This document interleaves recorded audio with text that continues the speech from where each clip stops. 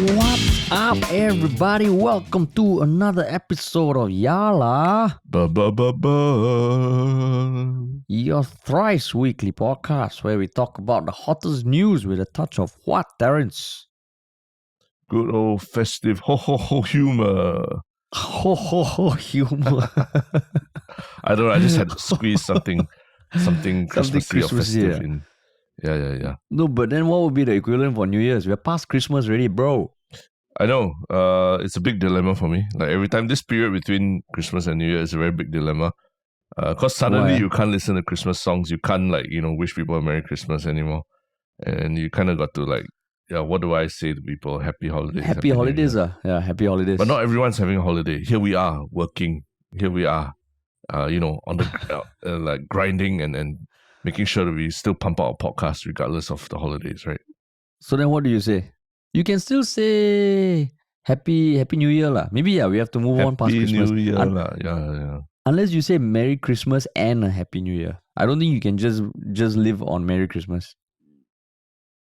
Yeah. You could say that. It's just that it's not as immediate lah. That like not everyone has a huge celebration for New Year and is the turning of time. Is it necessarily something worth celebrating and all that lah, right? So True lah. Happy holidays, everyone. What's so much of a Debbie Downer, no? Yeah. Is this twilight of a week where you don't know what is happening? Like, are people kind of like taking it easy or trying to squeeze in for the year end? So it's always a bit of a interesting period lah. But $1 million question is, what are you doing New Year's Eve? Right now, still figuring out plans. New Year's Eve. A beach party, club? Oh, no. I think I'm partied out, dude. I am fucking partied out. This whole month of December, I've been socialized out. Me socialized out. So I think I'm just gonna take it chill with my wife. My first New Year celebration with a wife. Yeah. I guess you could just chill out at home and watch YouTube or something, right? Yeah. Yeah, sounds awesome. Welcome to married life. You got any plans? My kid is not at the age where he can count down at midnight or anything like that. So, he'll be in bed well before then, and probably means a home Christmas countdown again. Yeah, I see. Yeah. So while we are looking ahead towards the turn of the new year, today's podcast is going to be looking back at what the hell went on in 2022. Or at least what people were searching about what the hell was going on in 2022, right? Yeah, correct. Yeah. Because there's an official list that Google puts out every year, right? The Google Trends list. And I don't know. For me, it was quite a lot of the things were quite a surprise this year, lah. Yeah. So we're going to be going down that list across this episode and the next. But before we jump into it, is there anything you'd like to plug, Terence? For those who follow us on social media, you would know that we have launched a newsletter called Just Try Only, and we're already 3 editions of the newsletter in, and where it's a weekly dose of our discussions in Yalabat, where we delve a little deeper into a certain topic we discussed from the previous week, and give a little bit of insider's perspective on what both Harish and myself are thinking about the topic. So it's actually a pretty interesting way, I guess, for people who don't maybe listen to every single episode or listen that closely to every single topic, to just quickly jump into our minds and figure out what we're thinking about a certain hot button issue, right? Terence, now you sound like how I sounded when I first described it. What happened to the catchphrase that you so willingly came up with? I was spiking. I was leaving that for you to spike. I was setting you up, and then you just suddenly went into this low self-esteem, self-criticism mode. Yeah. Go ahead. So essentially what his newsletter is: 1 topic, 2 perspectives, and all the Shiok things from the previous week. That's right.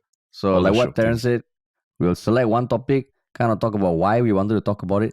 But the the most thing that's been most requested for is a summary of all the Shiok things. So you don't need to listen and then click on the link in the description when we are listening and all. Of course, do that, but you can also wait for this newsletter lah. It's called Just Try Only.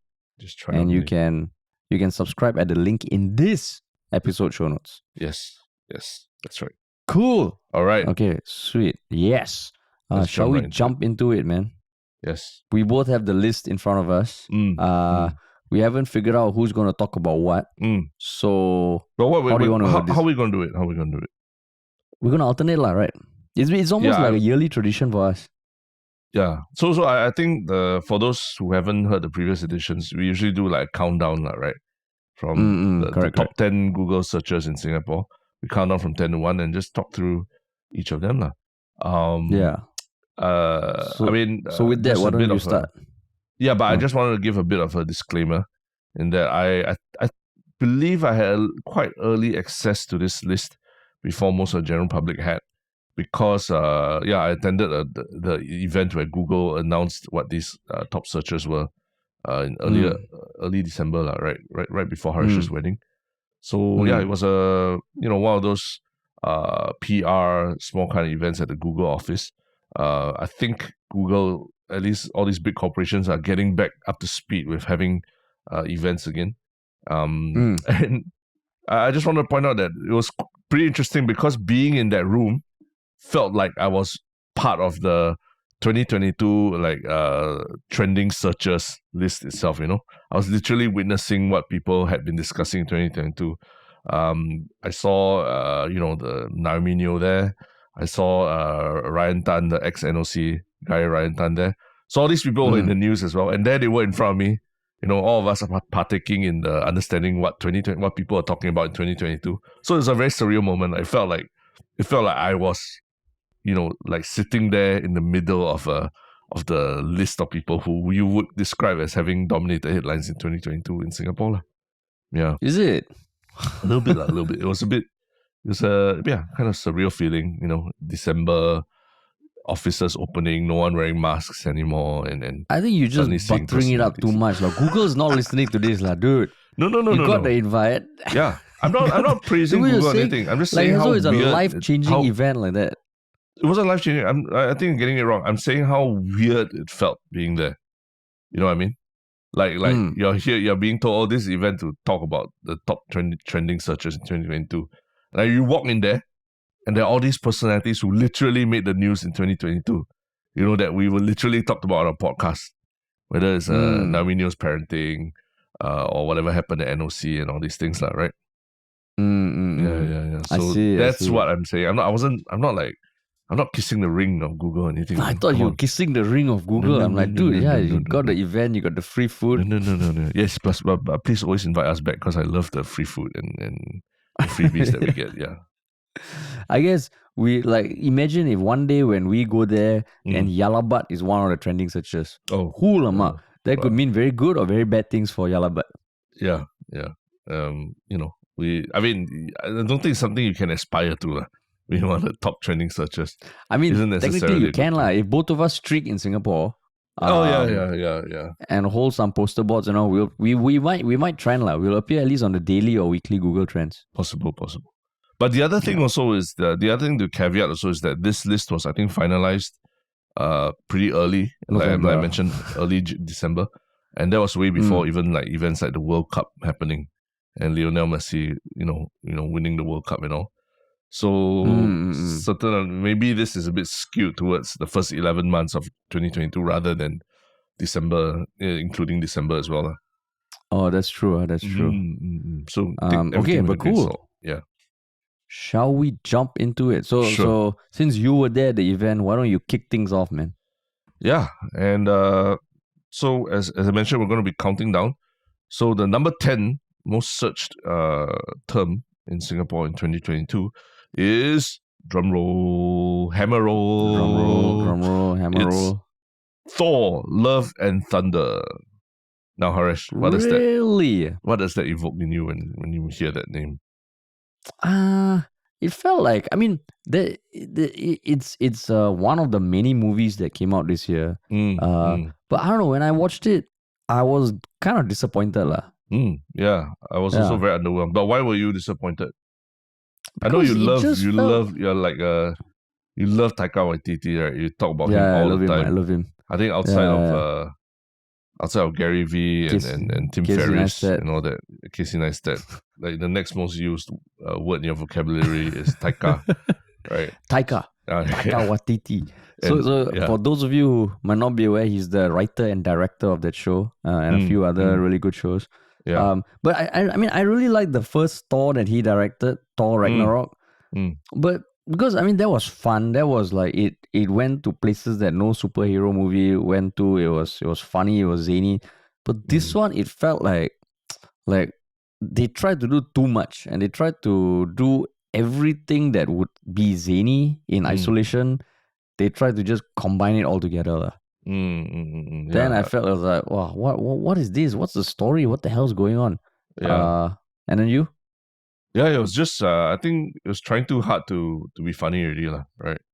And it kind of just forgot that you know there's a whole decade of movies that build up to each Marvel movie, right? And if you just ignore everything that happened before, don't mention it, don't talk about it. I mean, or you mention it and it's not very, you just do it for the sake of comedy, it kind of kills everything. Because I think I was reading that like one of the big gripes I was reading about was that people weren't happy that they just ended the whole Fat Thor story so quickly, right? That where he got depressed, and then after that suddenly discovered meditation and found himself again. Then his six pack came up again. So I think like people are saying that the Fat Thor was used in Endgame for comedic effect, but it had a point to it, right? It showed that he fell to alcoholism, depression, and all these things, and how did he get out of it, Whereas this one, it felt more like, oh yeah, okay, Thor, has problems, gets over them, and this is the adventure, and then and let's move on to the funny bits of the adventure. So it didn't even take those parts very seriously. So I think that's why people who loved the Taika movie were a bit disappointed by this one, the third Taika movie. Yeah. In fact, this was Thor at his heaviest, no, and not like the with muscle. He was the heaviest he had ever been. I think it was 263 pounds or something. So yeah, they just threw away Fat Thor and went full on like muscular Thor. Yeah, and but the surprising thing is that this is the most commercially successful Thor to date. And no, I thought it was domestically, domestic box office in the US. Because I think that's how they count it, like domestic, international. Because international, you must remember that this year they didn't release the movie in China and Russia and Malaysia. In Malaysia, yeah, that's right. And Malaysia. So huge markets that were not the film didn't screen. So yeah, tough for it to make that much money internationally. Wait, they didn't do it in Russia because the fucking war, right? There's this thing called a war going on. So China, then why not in China? Why not in China? COVID, man. COVID. Oh shit! China's only just opening up, for travel and everything, right? So, I'm guessing cinemas probably also there were a lot of restrictions on cinemas at that point as well.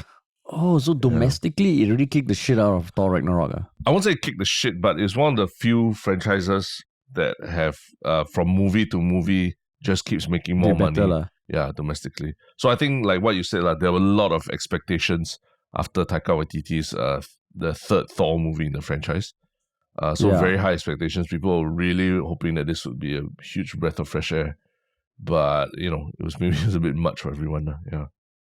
But it still made like a lot of money overall. Like the budget was 250 million and it made 760.7 million. Yeah. Holy shit, man. Yeah. But I mean, some other fun facts about the movie. Apparently, Jeff Goldblum, he actually filmed a few scenes, no? And Peter Dinklage also filmed a few scenes, but they didn't make the cut. Oh, damn. Yeah. That sucks. They didn't make the cut.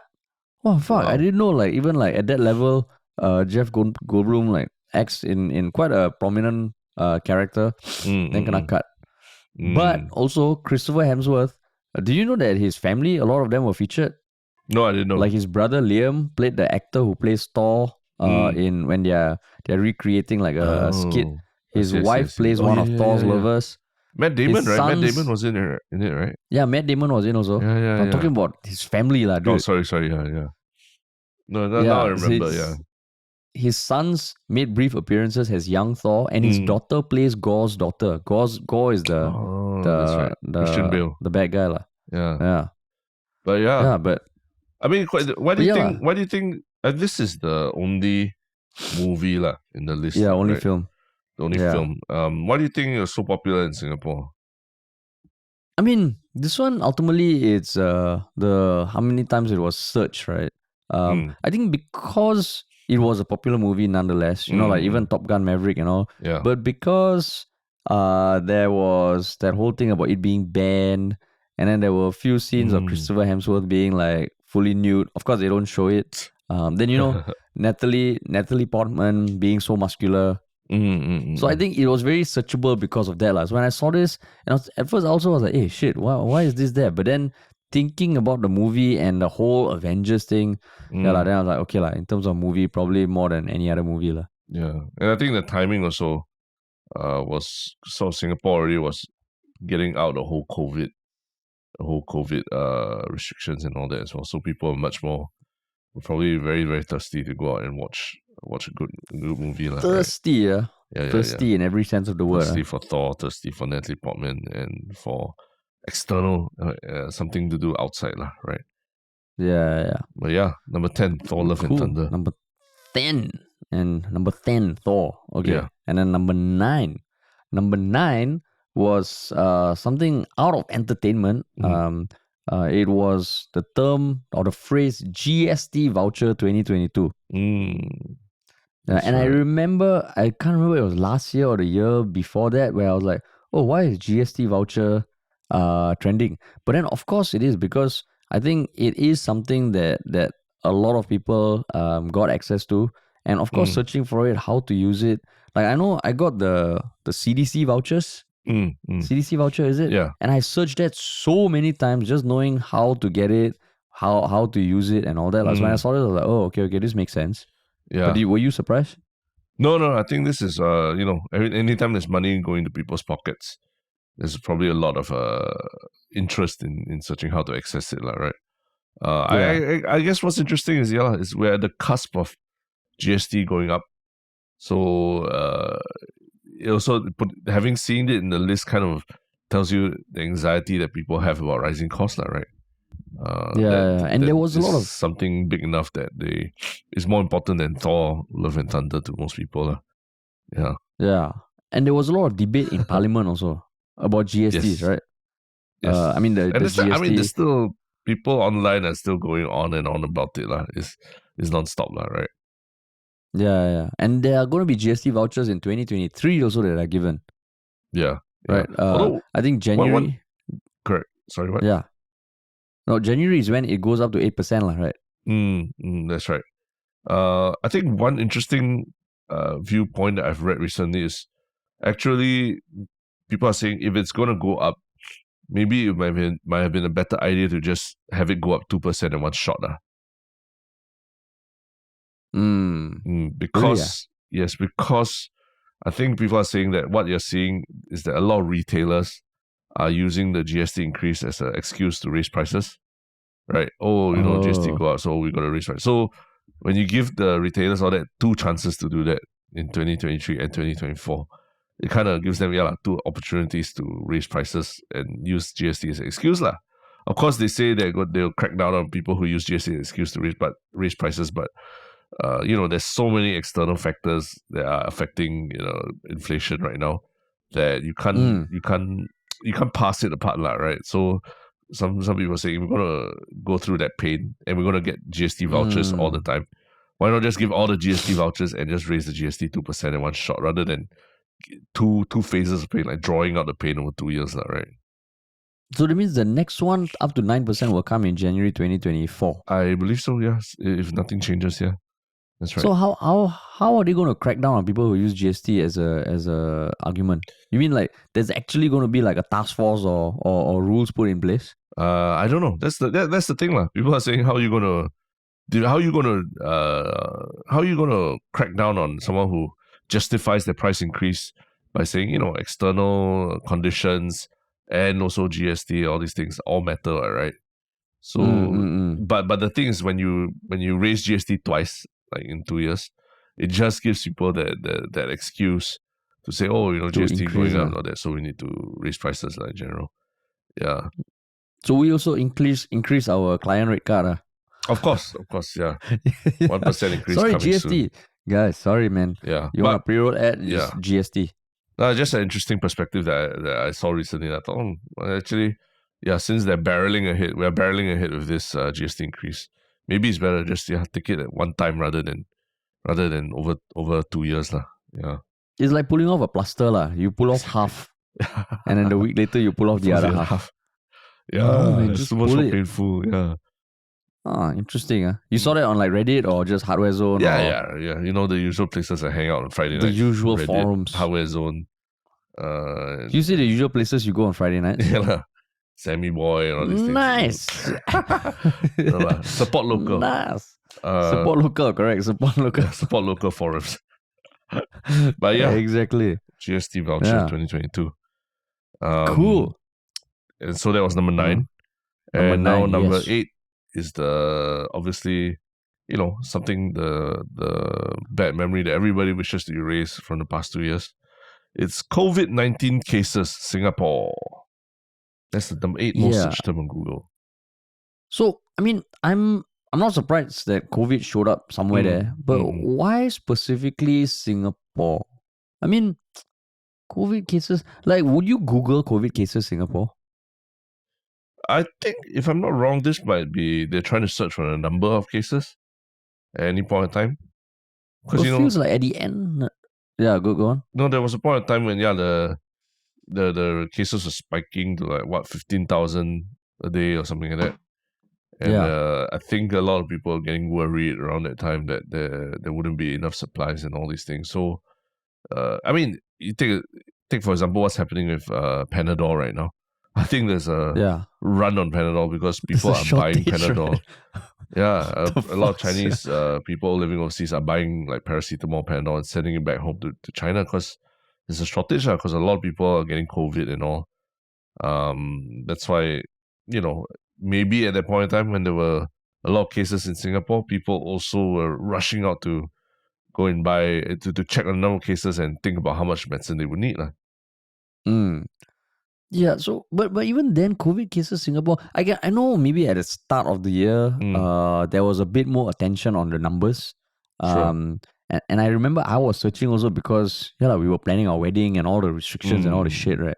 But it felt like even very quickly people stopped paying attention to the numbers. So that's why I was like, COVID-19 cases Singapore, like specifically the word cases lah. Like why not just COVID-19 Singapore? Because it's the trending search term, right? Yeah. Todos, COVID-19 cases so Singapore. I don't know. Maybe it's just boomers or people who not as savvy as you with technology. Are looking specifically for the number to just pop up when they search. So they put COVID-19 cases Singapore. But that one has nothing to do with savviness. Maybe it's the autocomplete. Possible. Maybe Google. Maybe Google is the one nudging people to autocomplete the COVID-19 cases and then nicely put Singapore. Yeah, possibly. But I think also because in the context of all the other items on this list, this just felt like COVID-19 cases Singapore, like COVID-19 confirm. But I just thought it would be like COVID-19 lah. COVID-19 cases Singapore. Yeah. Interesting, Yeah, but it's kind of crazy how in Singapore and now slowly the rest of the world as well, at least in Asia, right, is reopening up again. Because I think recently I traveled to Japan, and they've just gotten out of COVID, not just a few weeks ago, or 1-2 months ago, and they're still very much more I won't say paranoid, but they're much more cautious about opening up lah. And so you see it in things like restaurants where it's still there's still not only is there like all those there's still all these barriers that they're putting between people, those acrylic barriers that they're putting between diners, like even diners at the same table eating with acrylic barriers between them. Huh, really? Yeah, And You mean like one family, yeah, people even sitting the together? same the same table they put the bread. I mean, but maybe it's because they have individual people who eat individually as well, lah, right? Oh, But the idea is they really are into partitioning the spaces between people. And then when the hotel buffets that I went to, they require you to wear gloves when getting the food, lah. So it's like mask and gloves. So you're really like almost like entering Chernobyl or some kind of like nuclear war zone when you're going to get your food at the buffet, lah. So it was a very still a reminder that in Singapore we've moved on quite quickly already, because the whole population is very vaccinated and everything. But in some other parts of the world where not everyone is vaccinated to the same degree, there's still a lot of caution around mingling and big groups, yeah. so when you took the food with the gloves, Mm. then when you come back and eat, you took off the gloves. Yeah, you take off the gloves. You take off the gloves and you just put it on the table, or they drop on the floor and all that. That's why I felt like at the end of the day, is it really that much more hygienic or cleaner? Because I still have to put the gloves somewhere, right? But then you wear the same glove, like you wear a different glove each time you go for another round of food. Yeah. And then you put on the same glove again, then you go back and get food again. So it's like, wow. Then the rest of Japan, like walking down the streets and all, everyone's wearing masks. Everyone is wearing masks, yeah. Everyone's still Really? wearing masks. Yeah. Very, very, very rare that you see, especially indoors, very rare you see people not wearing masks, yeah. I mean, even now, like I think the past week, China, because they relaxed their restrictions a bit, right? Holy shit, the numbers are going crazy. And now Japan is mandating that all travelers from China come in, they have to do a test. And if they test positive, they isolated. I see. So Yeah. it just feels like, walao, you look at those countries. And I mean, true enough, if you look at the search terms, search history. Wait, sorry. What do you mean? Walao, you look at those countries. What do you mean? As in, my God, they're so backward, or what? What do you mean? No, not so backward. It's like a different world. You know, yes. like even last year, it still felt like, okay, there's a bunch of countries going through it the same way until like a lot of countries had Freedom Day earlier this year, right? Yeah. Even then, Singapore still felt like, oh shit, everyone's wearing masks. But now, thankfully, Singapore has opened up so much. Then when you look at countries like China and Japan, you're like, oh shit. And I think even Hong Kong also is a little more strict. Yeah. And I mean, it kind of matches the interest over time of the search term, like COVID-19 cases Singapore. If you go to the Google search page, it peaked in February. Yeah. And then over the course of the year, there were spikes. I think each time, maybe Ong Yi Kang said, oh, 15,000 cases. Bam! Spike. Yeah. Spike again. And then there was a second wave. And then the Omicron and stuff like that. So overall, quite searchable. Well, I guess the safe prediction is that 2023, this term will not be on the list anymore, right? Hopefully, dude. Hopefully. Goodbye, COVID-19 cases, Singapore. No, I will never count the COVID chickens hatched until, or like non-COVID chickens hatched until the eggs, like they've grown up out of the eggs and are fully formed adults. Oh, okay. COVID chickens. There's non-COVID chickens. Famous last the words. COVID chickens. The COVID chickens have been wrecking havoc all around the world the past few years. We now need the non-COVID chickens. Yeah. That are slowly cracking their eggs, but we can't just count them as full chickens yet. They're just non-COVID chicks. Yeah. So we need them to grow up. So chicks, non-COVID chicks, please just grow up and bring the world back to normal state. Yeah. Time to move on, right? Yeah. Time to move on. Cool.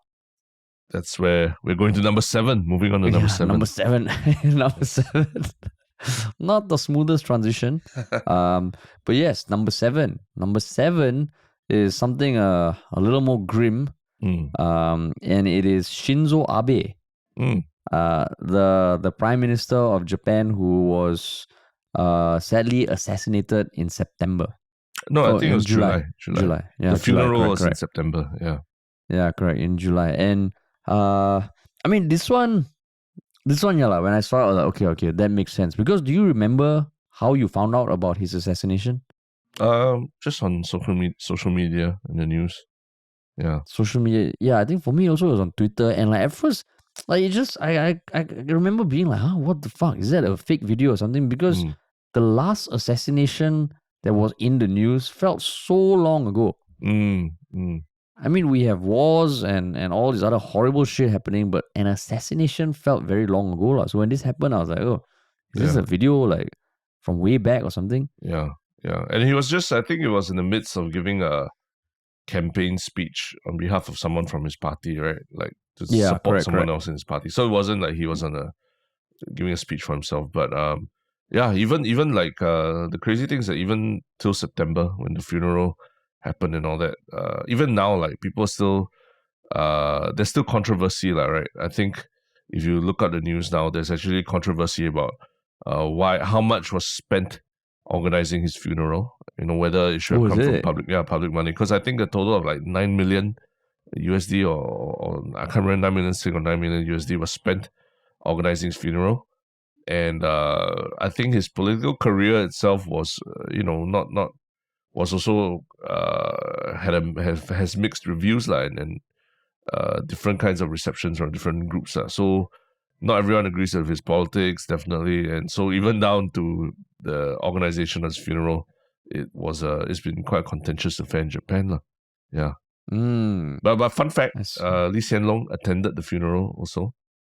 Because I guess there was a very long overlap of their leaderships in either country, right? Between Shinzo Abe in Japan and Lee Hsien Loong in Singapore.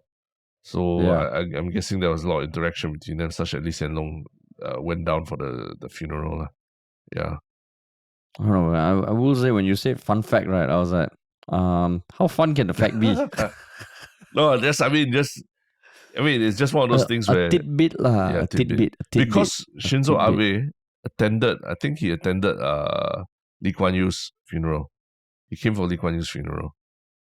So when heads of state come for each other's, big events like that, it's quite a big deal. Yeah.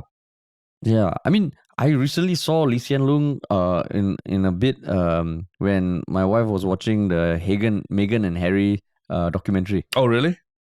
There's a bit where he appears. Oh, shit. I think it was at the wedding or something. He appears. You can see him sitting with his standard resting face, which is not the most happy face. Yeah. I was like, oh shit. Yeah, so I think heads of state, they do attend these kind of like monumental things. They do that. The Meghan and Harry thing, we can discuss that another time. Yeah. Or maybe even on this list. Yeah, we can discuss it later for sure. But yeah, it happens. I'm just saying, it's the ties between Shinzo Abe and Singapore. Like, generally, if you think about why people were searching, or why people in Singapore also remember him, that's why. I think Straits Times did a pretty interesting article where they interviewed Japanese people living in Singapore as well. And the general sentiment was like, yeah, I don't agree with his politics, but it's a sad day for Japan regardless. Sad because I think I think they think about like the global image of Japan when something like that happens, something crazy like that happens. Japan's always seen as a very, very safe country, kind of like Singapore, like that, right? No gun crime and very low, very, very low gun crime, if any. But yeah, for something like that to happen, just feels like something out of a movie, or you only hear about it happening in the US and all that. Yeah. Yeah, it was really a bit surreal because there was also the Olympics, right? The Olympics in June. Was it in 2021? Oh fuck! No, because it was the 2020 Olympics that were held in 2021, right? 2021. And I remember at that point in time, because I mean, like the Olympics happened and Tokyo was in like the news almost quite positively, right? So when this happened, yeah, like what you said, the contrast, it happened in Nara, which is not the biggest city also. Have you been to Nara? Yes, it's known by tourists for, you go there to visit and then there are a lot of deer just roaming the streets. Yeah. Oh, is it? Around the temple grounds. Yeah. That's what Nara is known for. Yeah. I mean, if you look at the video, so it was a fairly small event, right? So to just see it happen, yeah, there's a certain sadness of seeing that, lah. And just now you mentioned that the ties to Singapore and Lee Hsien Loong, like apparently it was Abe's ties to the Unification Church, which also caused the person who assassinated him to want to do that, lah. Yeah. And dude, the Unification Church is next level. Like, do you know anything about them? Only what we read about in the news, that's all. Yeah. I mean, because apparently the person who assassinated him was pissed off that his mother was brainwashed by the church, Yeah. and went bankrupt in 2002. Via donations, since- right? Like she had given too much Yeah. donations or something. Yeah. Yeah, and since then he apparently had been trying to assassinate the wife of the founder, but couldn't for various reasons. He assassinated Abe because apparently Shinzo Abe had a lot of ties to the church, and it went back a few generations. But dude, the church, the Unification Church, it was essentially kind of like started by this one one guy and his wife, Sun Myung Moon and Hak Jahan, and holy man, it builds on the Old Testament and the New Testament, but it talks about essentially what I gather is that we are living in a world of Satan, and everything that we do is to correct that lah. And at some point there will be a second coming of the Jesus who will of Jesus who will save the earth, the world lah. And in the meantime, the founder is one of the messiahs lah. And you read it, you're like, oh my god, it started. I mean, this guy was born in 1945, I think. By 1950s, this was already 1920. By 1954, this thing was created lah. So when you're 34 years old, you fun created fact. A new religion. Another fun fact. Yes, fun fact. Singapore banned the Unification Church in 1982 on the grounds that it was a cult and could have detrimental effects on society already lah. So yeah. Fun fact. Man, fun fact. Yeah. I mean, you just even reading the Wikipedia article is enough to go like, whoa. How do these things happen? Like someone just builds on these old religions and creates a new religion. Yeah. My God, man. Yeah. Crazy. So Singapore deregistered, according to Wikipedia, deregistered the Jehovah's Witness in 1972 because of their opposition to military service. And then a decade later, in 1982, it dissolved the Unification Church for allegedly breaking up families. So this very sad event. Families, Yeah, this sad event that happened in Japan also, it has some ties to what's happened in Singapore before as well. Yeah. But so ironic, right? They're called Unification Church, and they were banned for breaking people up. Yeah. But this. How much more poetic can it get? Yeah. I mean, it's a long discussion, but we could have a very long philosophical debate about how religion, whether religion brings people together or actually tears them apart, right? I'm sure you and I can have a very, very long, interesting discussion about that stretches all the way through, the fabric of your family and society and all that. And marriage. And my new marriage. Yeah. Which did happen in a church, in a Catholic church. Yes. Where you were unified in the church, right? In one way. Yeah. I mean, just being with my wife also has changed a lot of my opinions on religion. I mean, I'm still not going to be religious, but just evolving thoughts. Evolving thoughts. That's right. Evolving thoughts. So yeah, but I mean, regardless, the assassination, is so brutal and then tragic and can't be justified by whatever ties he had to that church and all that, right? Yeah. So I mean, it's numbers like his name is number 7 on the list, which I thought, I mean, it was huge when it happened, but to be that high up on the list, I did find it a bit surprising.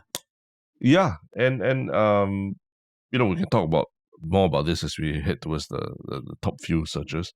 But in general, I was quite, okay, that means people in Singapore aren't necessarily just searching for Korean dramas or, the latest place, the best place to eat their favorite foods and things like that, right?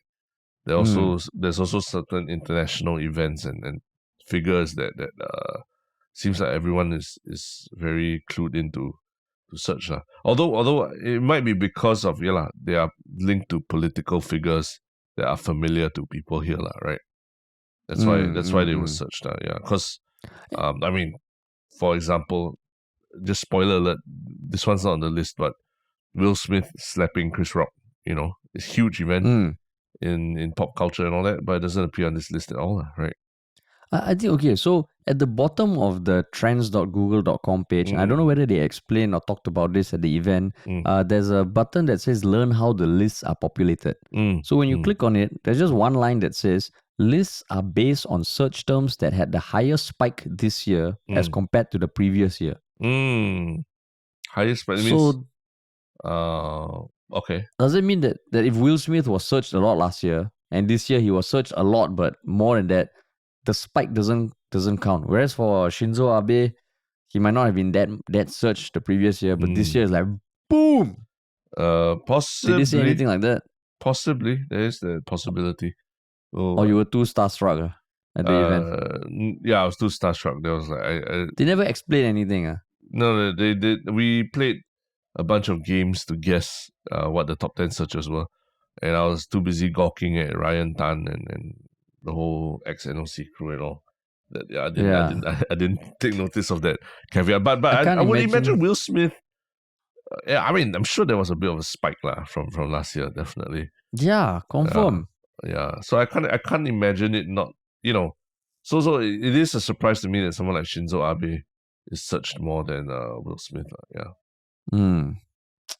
But it is what it is. Yeah. It is what it is. So would you like to close off today's one? Yeah. So I mean, we talk about today's one, meaning because we're gonna number 6. We're talking about this number 6 in the list, and we're gonna cover this as 2 separate episodes, right? So today, we will go from 10 to 6. That means for number 6, this is the final topic we're going to be discussing for today's episode. It is, drum roll, the iPhone 14. Ta-da! iPhone 14. Yeah. Fucking iPhone 14. Nothing more predictable than an iPhone being on the list every year. That means I'm guessing iPhone 14 probably was not searched as much last year. Probably last year was iPhone 13, right? And then this year is iPhone 14. That's why iPhone 14. But that one a bit weird, right? Like every year, iPhone. Let me see. Let me go Singapore. And just do one particular year, and see what that was like. But yeah, go on. No, I think you can go on, lah, dude. Yeah. But yeah, iPhone 14, man. Like, it's I would say that it's a bit of a, kind of a boring year for iPhone, because I think there was a lot of expectations that Apple would switch from Lightning to USB-C for their ports. Because there's an impending rule in the European Union that they have to, if you have a phone with a plug for charging, it has to accept USB-C lah. That's the rule that's been implemented. So a lot of people are hoping that this iPhone would be the transition to USB-C, but it didn't happen. It felt like a bit more of an incremental upgrade rather than anything really groundbreaking for the iPhone 14. So all eyes on the iPhone 15, man. Like rather than the iPhone 14. Yeah. So next year's the big one. Actually, what you said is true. I looked at the trending searches for 2021. iPhone 13. Yeah, exactly. That's right. iPhone 13, iPhone 14. What the hell? But one thing. So it's literally every year, is it? It's literally every year, is it? Yeah, I mean, iPhone has been coming out. Yeah, iPhone is king, right? The mobile space. But I guess the interesting thing also is that they killed off the iPhone Mini, the iPhone 13 Mini. That was the last of its line. There's no iPhone 14 Mini. And so, I know quite a couple of people who have the iPhone 12 Mini and they were hoping to upgrade to iPhone 14 Mini or something, but it never happened. It never materialized. So they ended up buying the iPhone 13 Mini, because they love the form factor, the small form factor so much. And but Apple has said no, we're not giving it to you. So there are a lot more people are buying the iPhone 13 Mini rather than the iPhone 14. Yeah. Apparently, it's one of the worst performing commercially, of all iPhones. Yeah, that's right. The demand wasn't there, right? Yeah. Yeah, because I mean, I got my iPhone, I think iPhone 13, and of course, like I'm not one of those that needs to upgrade every time there's a new iPhone, because I know some people like that. They will get it and then sell their previous one. Yeah. But yeah, like, when I remember looking at the specs of the iPhone 14, and it was like there was no game changer. Everything was just slightly better. When I look at the list of the best things about the iPhone, one of it is like, the front-facing camera has autofocus now, and it's like just feels like okay, more pixels and all that. There was nothing that made me go like, oh fuck, this is awesome lah. Yeah, yeah. It's a very underwhelming release, like I mentioned. But I actually do try and follow a little bit of the rumors of what is going to happen. And Yeah. the iPhone has, I mean, the interesting thing is that a lot of people say, oh, iPhone's going to switch to USB-C and all that, right? But actually, it's a bit more, I think they've been a bit more cryptic about it than you think lah. I think a lot of people think that iPhone, now there is law in the EU that you need to have a USB-C charging port. It's guaranteed iPhone's going to have a USB-C charging port, right? But all Apple has really said, and this is a statement that I think one of the VPs or what has said publicly, that is that they will comply with the laws. They will comply with the laws. But they will comply with the laws apparently, this is what's being discussed. It can mean two different things. It can mean iPhone bending over and saying, okay, fine, we will change everything to USB-C. Or Apple could just go the other way and say, no more charging ports whatsoever. We don't offer a charging port on our phone at all, so we don't need to put USB-C. So what's it going to be? It's going to be wireless charging only. You just plop it onto a wireless charger and nothing more. So that's the catch, because you think about it, what's been happening with the iPhone recent years, MagSafe, right? They've been really touting MagSafe a lot, and they've been really pushing accessories that you can use to charge your phone wirelessly and everything lah. So you get around the rule that says that if you have a charging port on your device, it needs to be a USB-C. You get around that rule by not having a charging port on your device. Wow, and then they can run ads again saying this is courage. Correct. This is courage. Exactly. This is courage. Yeah. So I think shout out to the YouTuber MKBHD who pointed that out, that everyone was saying Apple's going to switch to USB-C, but no one's really trying to read between the lines of what they're saying by we will comply with the law. And then you read the law literally states that if you have a charging port lah. Yeah. So, and I mean I can imagine the form factor of the iPhone. If you don't need to have a charging port, they already removed the headphone jack, right? Exactly. Courage, man. So that means it could be like some seamless ass shit, maybe like waterproof or some crap like that. Have you tried the wireless charging before? Yeah. I have one of those little hockey pucks that you just you have Yeah. So that's how you charge your phone? Sometimes, but it's not always 100% reliable, in the sense that sometimes if you just place your phone a little off, a little, wrongly or something like that, you wake up and then your phone's dead lah, because it didn't charge overnight lah. Yeah. Oh, is it? So that's why MagSafe is meant to solve that, right? Like your charger has a magnet in it as well that ensures that you get a close contact charge, right? So, but MagSafe. But you mean MagSafe on the phone? There's a MagSafe charger. No. MagSafe on the back of your on the laptop, the back of your phone. Oh, the magnets. There's also is considered. I think it's called MagSafe lah. Yeah. Yeah, correct. And so that's on the wireless thing lah. Yeah. That's right. So you attach it wirelessly to your phone. But that's not on your charger? That's not on your charger? My charger? What do you mean?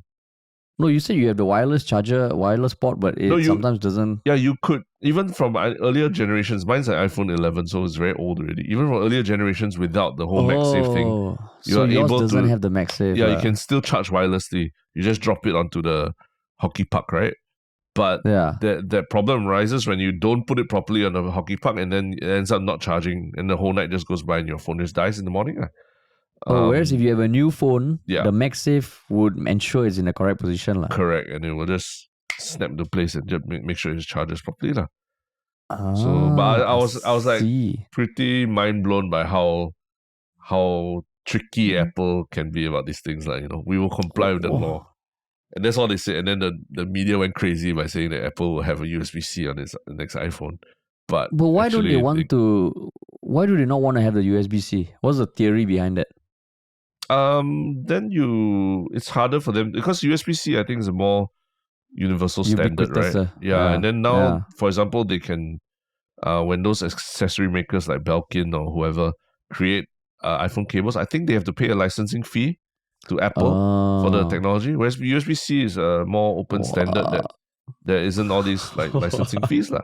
So generally, and you know, Apple, for better or worse, has a very like privacy first Yeah. policy, right? So even when the FBI comes knocking or the police come knocking, seeking to unlock iPhone and all that, there's a very big legal tussle about what they have to give up to authorities and all that. So I would say Mm. basically saying that Apple doesn't always comply with whatever the law says that it needs to do, right? You know, as in they rather Mm. find a workaround around it rather than bend over and say, okay, let's follow whatever you told us to do. Yeah. So that's Apple Mm. for you, lah. Yeah. Wow, interesting, huh? Interesting. But Yeah. but yeah, so that wraps out the wraps up the First half. 6th to 10th, first half of the most trending searches on Google Singapore for 2022. Yeah. What a year. What a year. What a year. Yeah.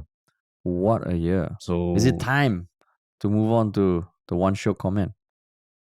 yes, I think so. There's always a lot of Shiok comments going on around this time of the year because everyone's a bit more reflective and all. What is your Yeah. one Shiok comment of for this episode? My one Shiok comment is something that someone shared about a New York Times article about recording a family member as a gift to your future self. Like I mean, it just like that article.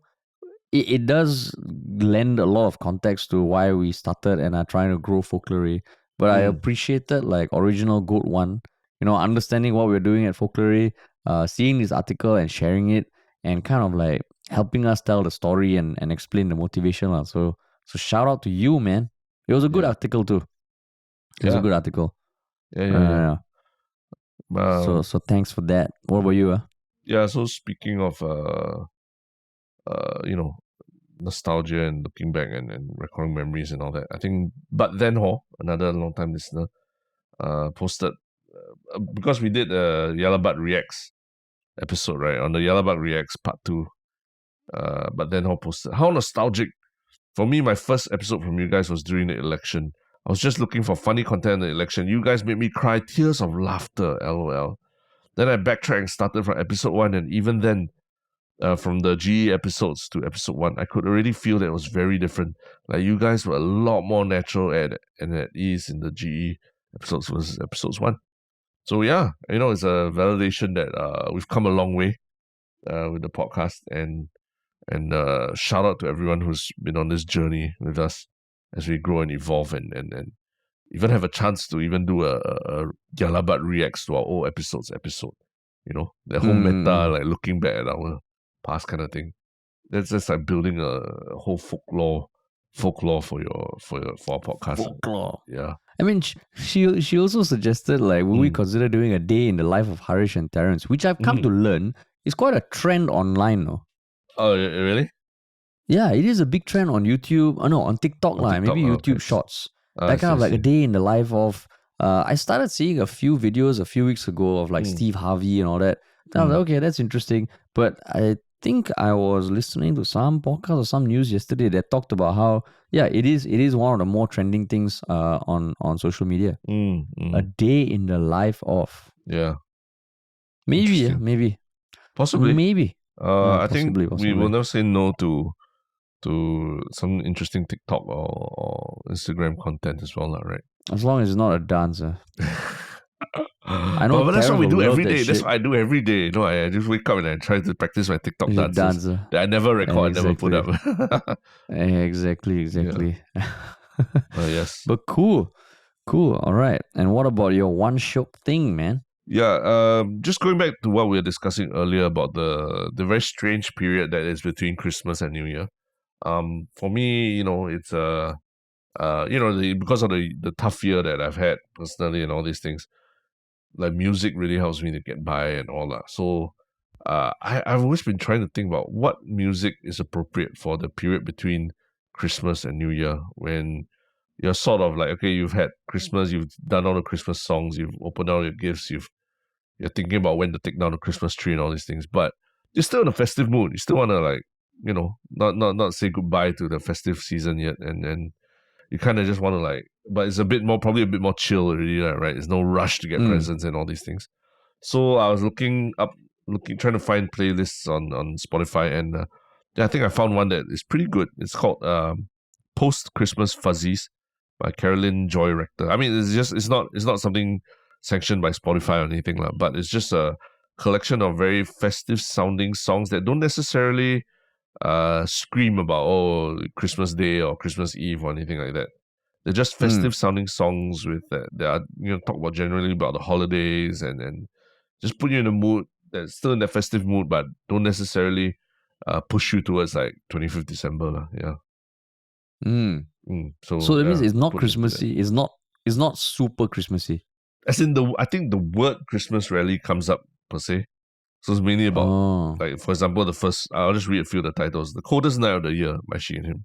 A Calf Born in Winter. A Dreamer's Holiday. Good Love. A Marshmallow World. Everywhere. So they've avoided having to say the word Christmas, but they're still talking about the holidays.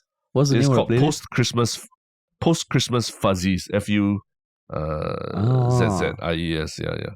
So I don't know. I just chanced upon it. So it still sounds Christmassy and everything, but just avoids the word Christmas and presents and all that kind of stuff. I see. Yeah. Incidentally, my one Shiok Thing is a song, but it's more a creator that I just chanced upon on Instagram recently. He goes by the name of Jazz Emu. And it's like a combination of a few creative crushes that I've had in the past. Of course, Mark Rebier, who I've spoken about at length before. Flight of the Conchords and Lonely Island.